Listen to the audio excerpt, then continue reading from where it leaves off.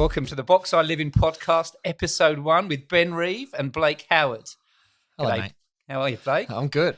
Well, this is a first. You and I have been talking about doing this for... Maybe years. It feels like... Maybe years. We've talking in a very concentrated dose in the last few months, but ever since like a very recent encounter and I'd already started potting, I was like, you need one of these. Why aren't you on a microphone? So you and a lot of other participants in the last few years, it's a generational thing. See, I'm used to training old people and then all of a sudden I'm the old man and now I'm training young people. And so in the training room, they're all like, do you do a podcast? I'm like, no. And they're like, you need to. And then I had enough people said it to me. And obviously we launched the Box I Live In website. And that's when you and I hooked up and it was like, okay, let's do this. So the reason I'm here today is because you said I needed to do it and loads of other people said to do it. And I built this website and that's about as much as I've got. So I hope I'm in capable hands with you. I'm pretty sure I am. Yeah, you are. You are. This is one thing that I'm actually good at. Other things, not. I mean, I can't say anything else other life organization or general skills, but podcasting, I'm okay. I'm pretty good at this. So give the viewers your background because I know it's going to be all about me this whole one, right? But this is the why, because there's a wonderful thing, isn't it? It says, stand on the shoulder of giants, find the people that are good at this stuff. Yes. So you're sort of not self-proclaimed. Others have recommended you as well. So what makes you the podcast expert? Well, I never thought of myself as one, but I did when I was starting out. I was doing two things. I was working in the corporate landscape and I was doing vocation. I was working in radio and podcast when I first started out. I was working for 2UE with a great film critic by the name of Dale Sinden because my other great love in life is movies. And he sort of coached me on radio and podcasts. And for years I dabbled. And then I started a really ludicrous project called One Heat Minute, which broke down Michael Mann's 1995 crime masterpiece Heat a minute at a time in chronological order. And you're asking yourself, and probably listeners are going, why the hell would someone do that? And I said, well, it was only for self-satisfaction. And what happened was I thought it would just be for me. It was my favorite film. It was always art has a regenerative quality. And I think great art, you can revisit and take so much more from it at every viewing. And I thought I would test that in this minute podcast format, which did exist before, but I gave it a crack. And people started listening in droves. And it began with very short 15-minute episodes turned into hour, sometimes hour and a half long episodes. And it culminated with the filmmaker himself, the man who wrote it, Michael Mann, being on my last episode. And since then, I've spoken to people like Academy Award-winning Guillermo del Toro and a whole bunch of the cast of the film and the stars, and started doing that. And at the time was named one of the top 100 podcasts in the whole world by Vulture magazine in New York. The whole world? Yeah. It was... I didn't know that. You didn't know that? No. So now I'm feeling a bit intimidated because I'm sat here going, all right. So I am with the professional then in this field, right? Yeah, absolutely. Yeah. Great. So basically, I'm in your capable hands. No, I'm in your capable hands on this one. This is what's really fun for me because if the way to get you doing this is to have me sitting across from you, then I'm so excited because... Well, this is the thing we should probably say, right? You and I met because you did a program of mine. So my background in the business is basically I'm a consultant and a trainer. And so you sat in through one of my leadership programs, which would have been, how many years ago was that? Maybe a decade. Decade ago, yeah. So it's been a while, right? And we've stayed in touch because you were a bit different from the normal corporate people I speak to, as you've just explained. You just make me laugh because you've got this sort of this other life, and then in the corporate space, half the people never knew what you were doing. But I've met a lot of people in my career, and it's the ones that are slightly different that have been interesting for me. So I think, when I put the project together around the box I live in, it's always in the back of my head. And I think you and I had always discussed doing some work together. Yes. And there's a nice synergy now of saying, okay, well, all right, I built this product and I've got to sell it. Yeah. And you've obviously, as you said, you've got this expertise in the pod. So between us, this is the challenge, right? Yeah. Yeah.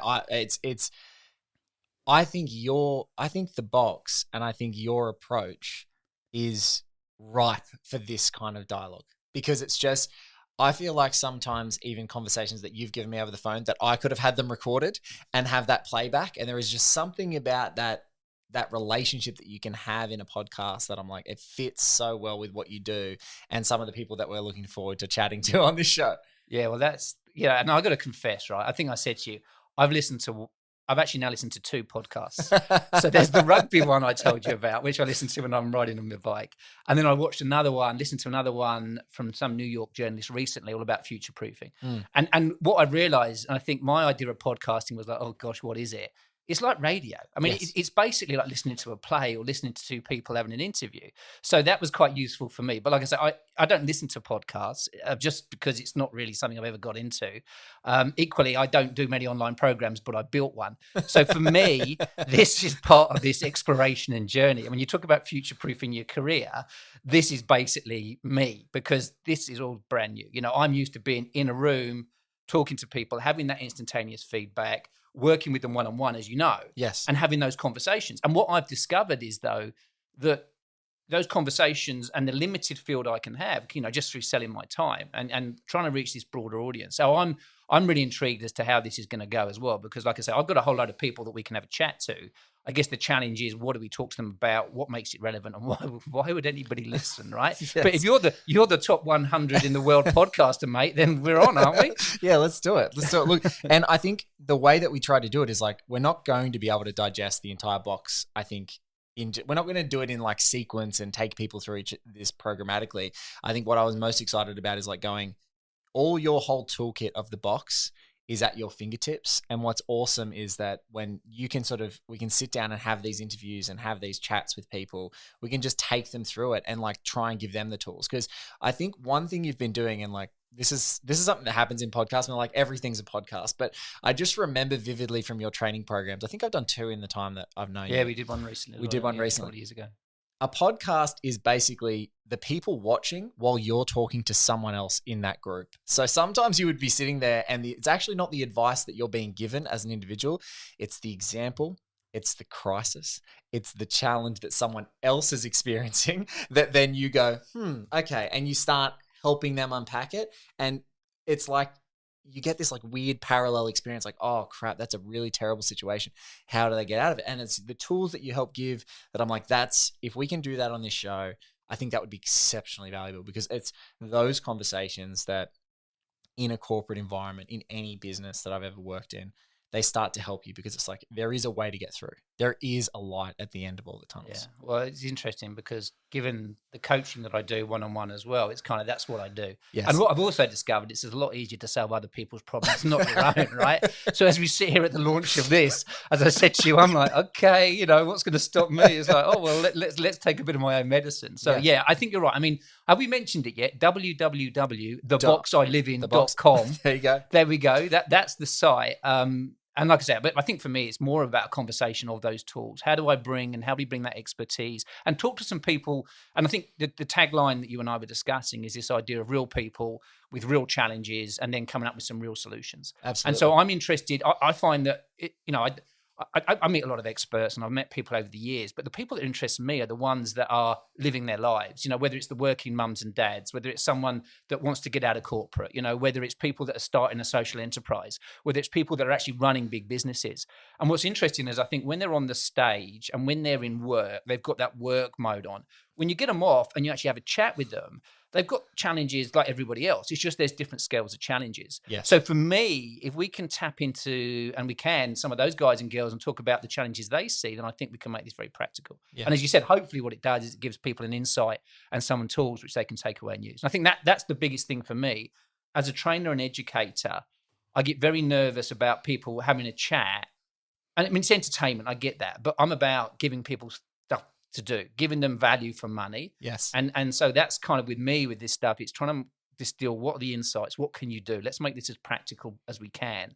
Let's bring in the experts. But at the end of the day, the experts aren't living people's lives. And I've always struggled with, there's these great books and I'm reading all this stuff and it's like, but how do I put that into practice? Yes. And I think probably that's what in the last 20 years of my career I've been doing, is relating the theories back to the practical insights and then actually coming up with some tangible actions. And that there is a massive disconnect, and it happens in all sorts of industries where it's like you've got all this theoretical sort of highfalutin academic stuff about how you should approach different problems and what lenses to take to things, whether it's like psychological lens, well-being lens. And it's like sometimes you just need to see a real person living their life, because the disconnect is like, it's this huge chasm between how people actually live their lives and the theories. If you don't if you don't get a chance to be exposed to other people that are like, no, this is how you do it. Yeah. This is the roadmap, and everyone can do it. And even in my own life, sometimes it's now study life. It's one day in a room with a real practitioner of what I'm studying right now, which is a teacher,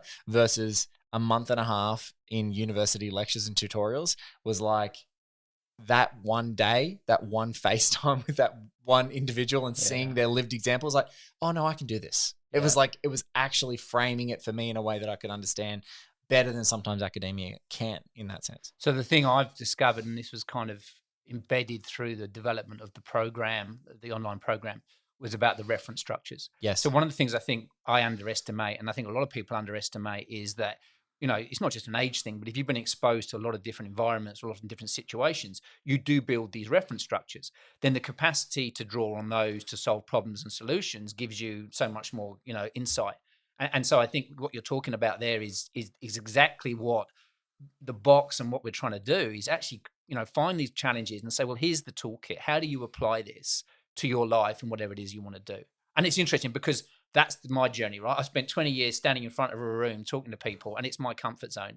I love it. It's easy. And I walk away and I come home and I have a lovely life. And yet what I found was, and what I know in my business is, particularly with COVID, is that, well, you weren't doing that anymore. So then we moved online. So we survived all that. And I never thought I could run online stuff. Right, we used to be blended, but now we've moved completely online. And we're kind of nailing that to a certain degree, I think. You never get the same. But for me, it's really about how do you find those tools and give access to the right tools to the right people at the right time. Yes. And not everybody needs everything straight away, but they might have a question. And it's so funny because as I've developed it and worked with Dan and Emma have helped me sort of produce it all, I think we've all gone through it because we're all in the same position. I'm having to take my own medicine. I'm sitting here like, all right, what skills do I need to stay future relevant? It's like, I need to be a podcaster. I'm all right. Well, I was just going to say, the hunter has become the hunted and the coach has become the coach. Yeah, well, that's it. So there you go. That's the context for what we're about. Yes. So I'm keen to explain the box and everything, and I've just got all this stuff in my head, but I'm going to give myself over to you and say, all right, step us through this. We've kind of kicked it off, but what's going to be interesting for people to understand? What do you think we should cover? Let's talk to me about, ask me some questions. Let's see where this goes. Well, I think every single time we get together with someone or we have these different conversations, we're going to kind of keep it to that coaching outcome. And I think that we don't want to go far away from that because it's at the end of this show, what you're hoping is that, and what I think we're going to achieve is that people who are listening are getting something that they can use. They're putting another tool in their toolkit, or if they've already got those tools, they're just refining an approach.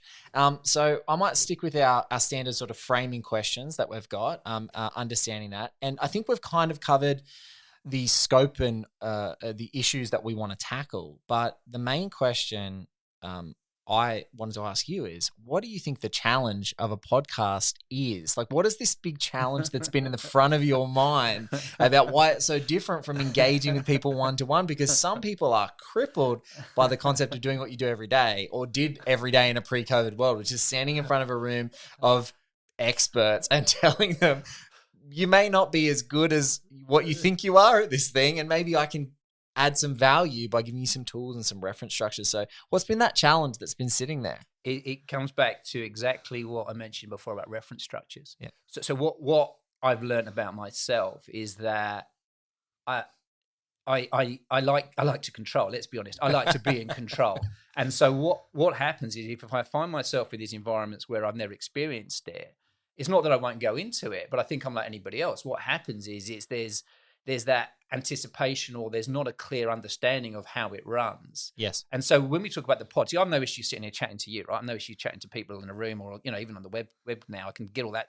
I'm comfortable with what I've got to say, but I think it's understanding the medium and finding something that is relevant. Yes. And I think for me, it's just trying to understand the dynamics of how this stuff works. As I said, I don't listen to them, so I've got no reference structure. You could have said I could have gone and listened to a whole lot before we started, but I thought, oh, well, you're the expert.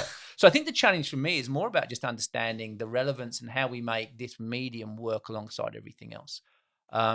But like I said, when I actually pare it back, and the realization I had was it was much more about just understanding it's a conversation. And I think the coaching structure for me really helps. Yes. This idea, even just me working through what's going on today. So what does the outcome look like? What's going to get in the way? Why do you want to make the change? All those sort of coaching questions that are such a standard fodder of what I do for a living, really just working through those with people around certain topics, I think then actually made this thing a lot less scary than it potentially was. Yeah, it's just recorded now.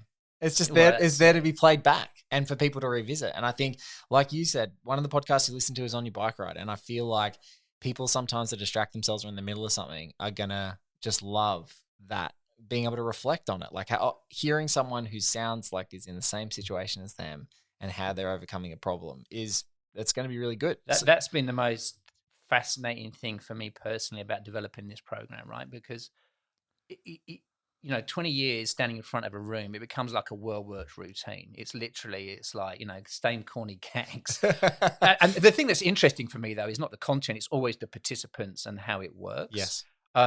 I think that the challenge now, though, is, like I said, with these new mediums, is how do you make this work? And how do you, and for me, it's going through that same sort of uncertainty and not knowing whether you put this out there, is anybody going to listen to it? Because I control, if I've got a room of 100 people or I'm running 100 people on a program, I know I can get 98 people to love me and what I do because I work the room, right? I work the room. What I've realized with this sort of stuff, and particularly with the website, is 99.95%, probably more, are going to walk past it and not give a shit. And I'm not used to that. I'm used to being like, nailing it. And so this is probably the other thing with the podcast is it flips it, that you kind of put yourself out there and expose yourself, and you can't control that. And to a certain degree, that's kind of liberating in one way. And in another way, I'm like, oh, well, you give it a go and you see what happens. So that's probably been one of my learnings and one of my thinking around just getting comfortable. And it comes back to your question around what was not the block with the podcast, but what didn't I know? It's not just the podcast. I think it's the program. It's a very different approach for me. Yes. And I'm just having to give myself and using the people that I know understand the pods, understand the marketing, understand the web, working with people to guide me through it. And I think that's probably been one of my biggest learnings is I know what I'm good at, but I also know when I just need to shut up and get out of the way and take a bit of direction. Yes. Hence, we're here. Yes. So you often ask, and have definitely asked me, like, what does success look like? So what does success look like for this? People listening? Is it just that? Yeah, you know what? It's interesting because I've been pondering this one because, again, I know knowing and thinking about the questions I would ask. So there's this is why it's fascinating for me because there's a number of things wrapped up, right? I'm doing this at a stage in my career where I want to spend less time selling my time.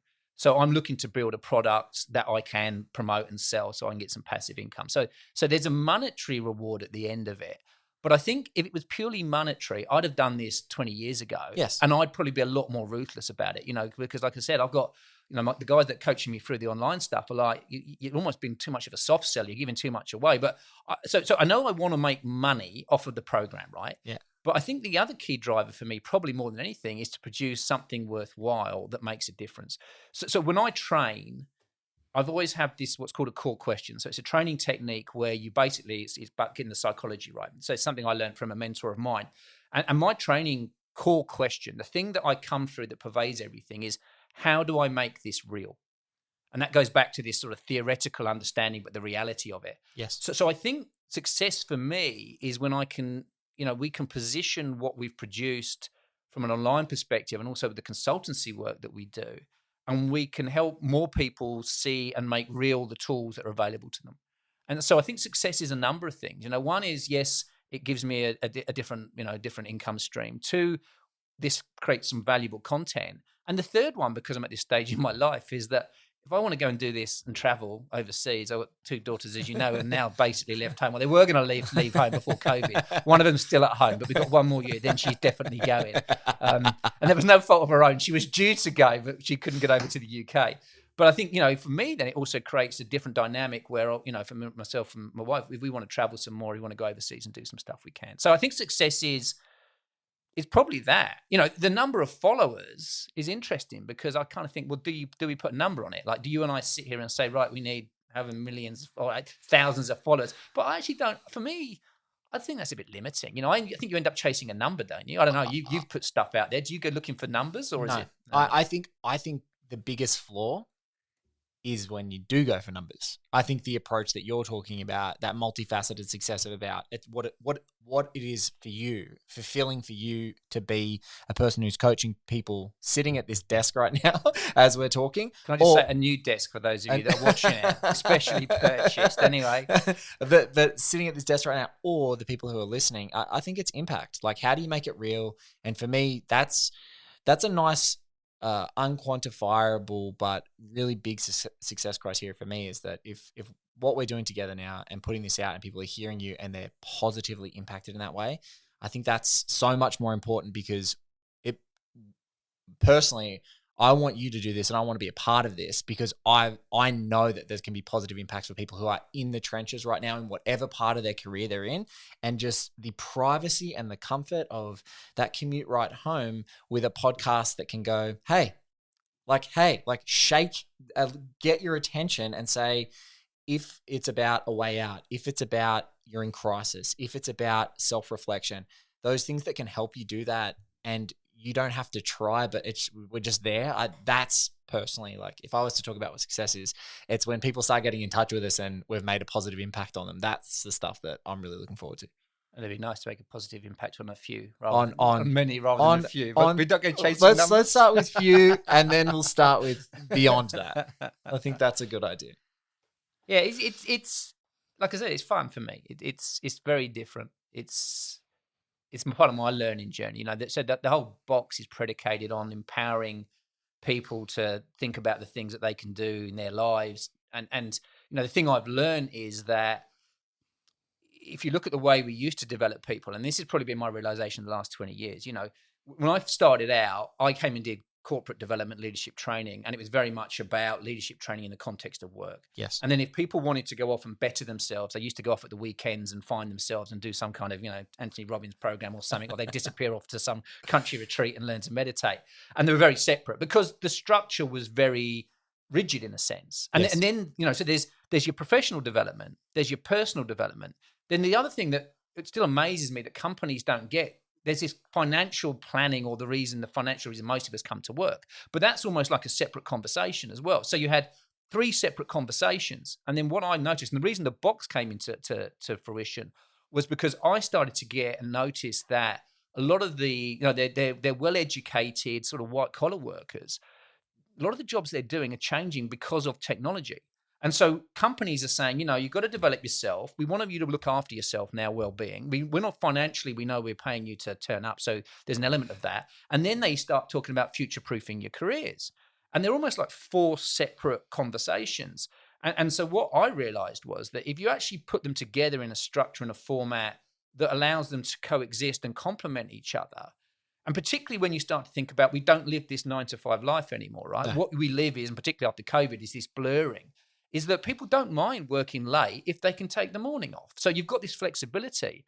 But the old system and the old development process was very much set up to just deal with these things in isolation, because we could give people structure. So one of the things I talk about used to be like playing games, snakes and ladders, because there were certain moves and that was it. Whereas now in this virtual reality world, when you put your goggles on, the challenge is it blends. And so what I'm trying to do is really give people this capacity to make sense, as we've said, of what's going on. And that's really sort of where the box came from in terms of a concept. And I guess success, coming back to that question then for me, is that people understand that and can use that. And that's what I've been road testing for the last 4 or 5 years. This stuff that I've put into the program and that I use isn't stuff that I've just made up. It's stuff that I've talked about, researched. But as you said, I've got this incredible toolkit, but it all sits in my head. And then every now and then I'm like, oh, have you tried that? Have you tried that? And they go, great. And it's how do you give people access to all of that? Yeah. And so I think, if we can give people access to that in itself will be a measure of success. Yeah, look, you've been designing the box I live in for a long time, but it was like a premonition, because when COVID came, we lived in the box. It's not the box I live in that we're creating for ourselves, this virtual thing. It was actually, no, we're in a box right now because we can't leave, we can't go anywhere. And that rapid change and rapid technological advancement and the rapid demand that companies now bend to this stuff that was kind of on a bit of a well-paced curve is now, skyrocketing and astronomical. And I think that that's what's really important as well. It's very easy when you're face to face in an office and you're talking about some of the challenges that I think the box helps you, approach, have different approaches and different tools for you to use to overcome those challenges. But as soon as COVID happened, I was like, now everyone it should be mandatory that they're doing this. It's like before it was like optional. Some people were going to do it, but it's like, you're in this box, life is going to change. And everyone talks about 2020 as this tumultuous year. And lots of people in their careers, myself included, you have a year like 2020. And it's like, man, that the foundational lessons of the box have never been more important, because those things I was putting off for 5 years or some different time in the future, now it's happening right now. Well, I think that was a stroke of incredibly good fortune, because I think what we had was relevant beforehand. But like you said, it was a harder sell when everybody's life is good and they're all out and about and they can free to travel and they're at home with time to think. It's like, okay, maybe this is more relevant.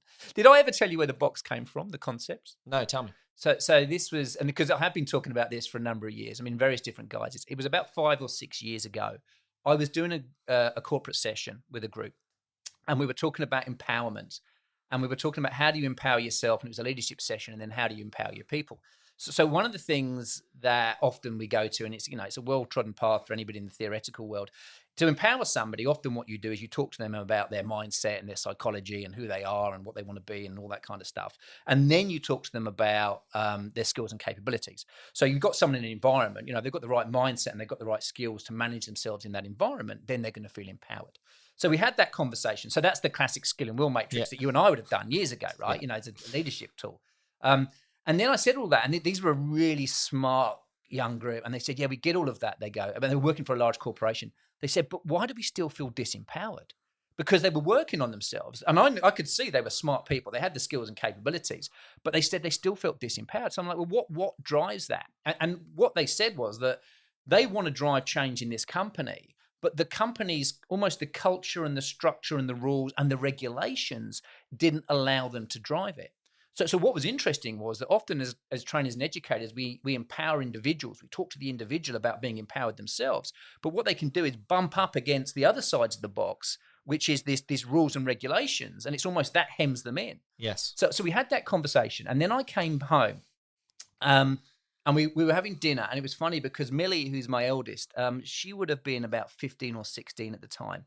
And we were having this conversation, and I always said to them, what do you do today? And normally, they roll their eyes. It's like, do we have to go there? I'm like, yes, you're going to sit around the table. Right? Anyway, she goes, we had this person come and talk to us about empowerment. So I'm like, so that's what I talk to a group about, like this.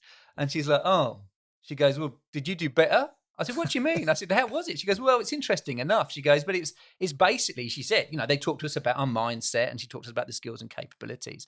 And I said, well, that's partly it. I said, and did you? She goes, yeah, but Dad, they've grown up in a generation which I think gets growth mindsets and all this stuff. She goes, the thing they didn't answer was, how do you empower yourself in a school system that basically is archaic, and is based on 200 years of, old theory? So I was like, oh, that's impressive. Like sultry teenagers string some coherent argument together. And I said, well, and it was exactly the same in the corporate. I said, well, I think what it is, and this is what I was discussing, is that's the rules and the regulation. And if you live in any society, or if you decide to live in any system that's governed, there's going to be rules. And if you break those rules, there will be consequences, whether you get fired, whether you get, disciplined, whether you get suspended, what have you. So she sort of looked at me, what they're like, the teenagers, begrudgingly. And then she said to me, all right then. She goes, all right, I can get that.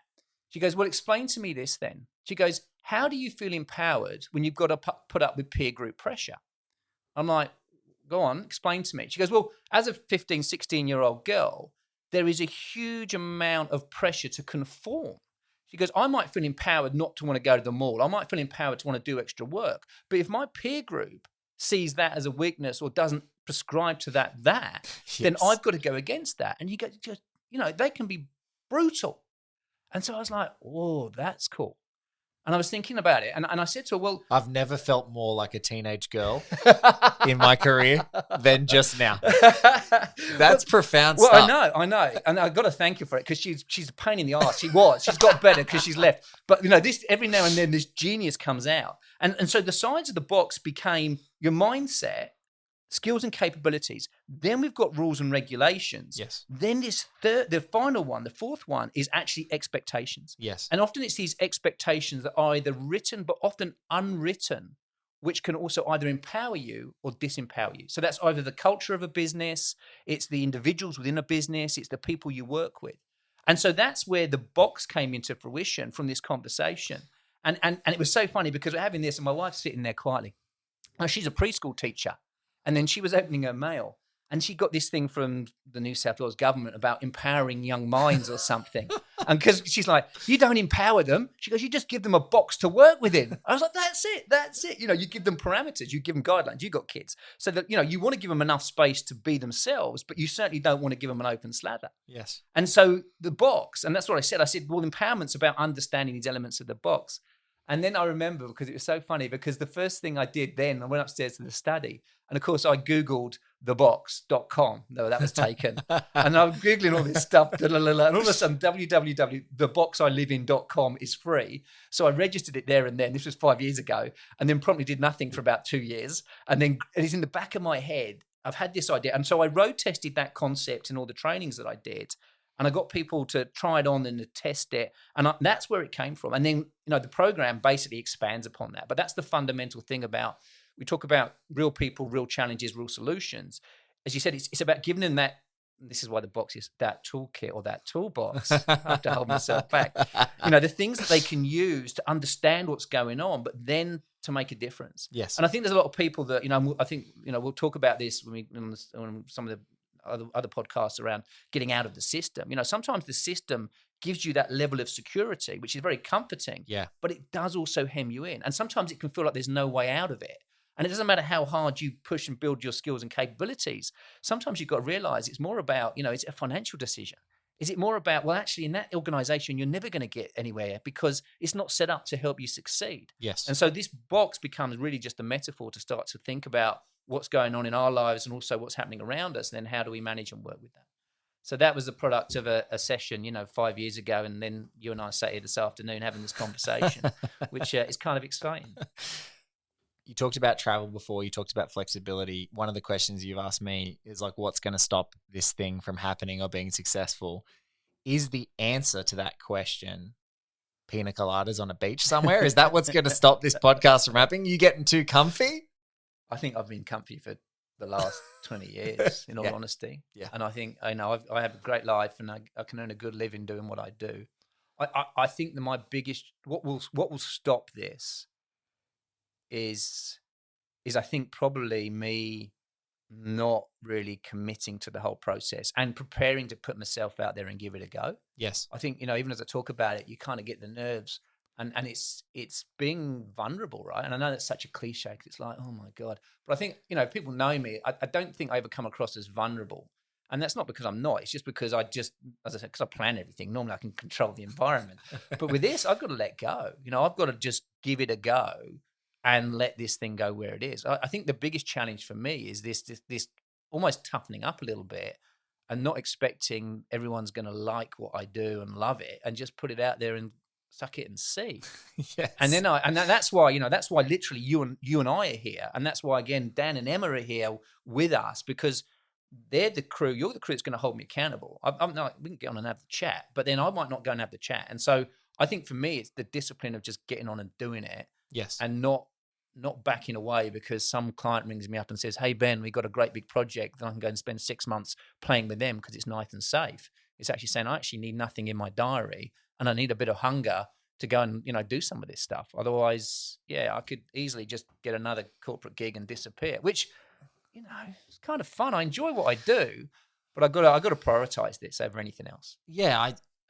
You talked very candidly about the financial situation and that entire level of like motivational discourse sometimes is just left off. It's like we build these lives. We come to work every day. We come because ultimately though, there's a paycheck consideration. There's a lifestyle consideration. It's now coming in well-being, thankfully, but it's just like sometimes that pressure, you put yourself in situations and you just don't even realize, like you make assumptions about career changes and what will and won't happen. And I think that's really like, it's actually awesome for me to hear you say it because it's like, that's a challenge I think people get locked into and it's a trap that I feel like the handcuffs tighten the longer that you put it off. Yeah. Well, I think what I've, and again, I'm going to sound a bit cynical. And given I work in the personal professional development area, I'm part of the problem, right? But this idea of follow your dreams and, you never have to work another day in your life is great. But I don't necessarily know if that takes into account where people are at. Yes. And the life. So it's fine, you can give it all up, but can you keep the same standard of living that you want? And I think particularly if you're in the corporate system or you've started a career, you get used to a certain level of income. And then, and it's really interesting for me because I think the financial conversation often is put to one side because it can stop people dreaming. But I'm like, you can still dream and come back and do the numbers and see if it's worthwhile. And I think we've got to have that conversation. If I, and again, my background, coming out of corporates, working for American organizations, if it was me now, sitting as a GM somewhere, I would be employing a financial advisor or a program to talk to my people. Are their finances in order? I think that's the single thing that any organization can do, particularly with this new generation. Yeah. Because this new generation of kids coming through, I call them kids, seeing of people coming through like you, they're not going to sit there for 20 years and wait to climb the pole. They're going to want to make decisions. They want to do things differently. But can they afford to do it? And so I just think we've got to have openness about that. And I am no different. If I was financially independent, would I be sat here having this conversation? Well, I don't know. Yes. I might well be, but I'm not. And therefore it becomes heightened to build a program. Yeah.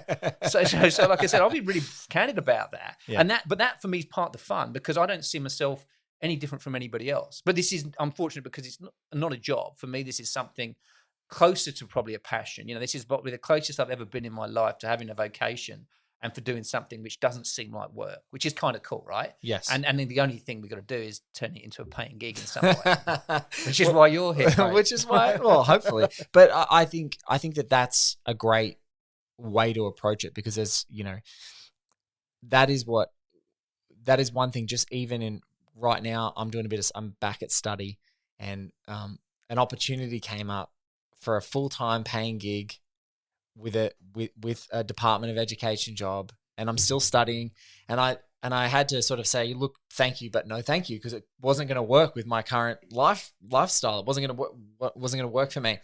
But I was thinking about even kids who are younger than me, and I'm saying kids now, which is crazy because there's like 17 and 18-year-olds that I'm studying at university with, or whatever they are, 18, 20-year-olds. And they don't have any responsibilities or family considerations or all those other things, those mounting things that you have in your life and mortgages and all those things. They don't have any of those considerations.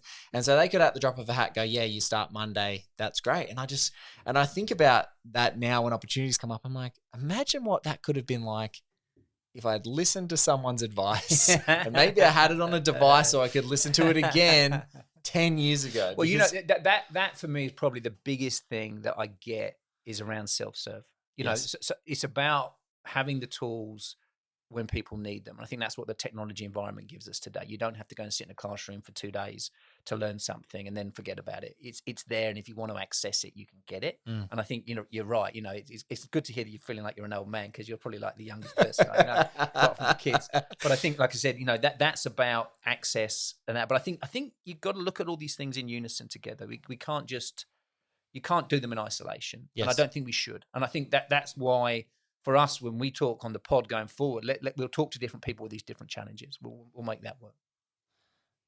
Well, I think we're close to the beginning of this journey. I don't think there's much more we need to say before we kick off. I think people, I've got a good sense of where we're at. I knew where we were going. Well, you've done this before, so I've thoroughly enjoyed having a chat, and I guess we'll listen to it, and the proof's in the pudding, right? But it's like, are we going to nail it in one cut? Or are we going to have to redo this? No, I think this is good. I think this is good. This is great start for the box because, and the boxilivin.com, where you'll be able to find the podcast and your podcast applications where you'll be able to listen to it. But I think this is good. I'm really I can't tell you how much I'm looking forward to the people we're going to chat to and the problems, because even sharing with my wife and friends and talking about this project and talking about the kinds of conversations that we are aspiring to have. I mentioned one that we were talking to my wife for an upcoming episode, and she was just like, I can't wait to listen to that. Yeah. I cannot wait to listen to that. So I can't wait for people to keep listening, and hopefully we're given something that adds value. And, I'm going to take cues from you. When all is said and done, More is said than done. more is said than done. So that is a quote. When all is said and done, more is said than done. I've dined out on that for 20 years. 20 years. Every training program. Every program. I finish on that because I'm a talker, right? But the point is just about the execution that goes with it. So I tell you what, then, the commitment is that, as we've said, we will do the first 12. Let's get the first 12 in the bag and more, but we'll make those happen. And, as I said, if people are interested today, I'm sure they'll give us feedback and what have you, and we'll make it work. But I think you have to sign out on what you've been dining out for 20 years. That's your sign off for the show. When all is said and done, more is said than done.